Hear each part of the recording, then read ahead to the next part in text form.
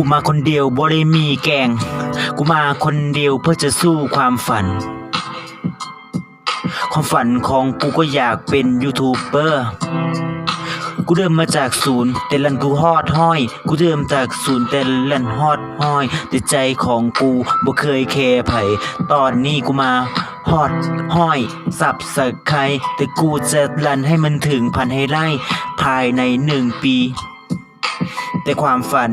บ่เคยเป็นจริงแต่กูบ่เคยยอมแพ้จะสู้ต่อไปเพื่ออนาคตของกูที่กูออกจากโรงเรียนบ่แม่นมากูปัญญาอ่อนพ่อแม่กูให้เรียนแต่กูเสือกบ่เรียน yeah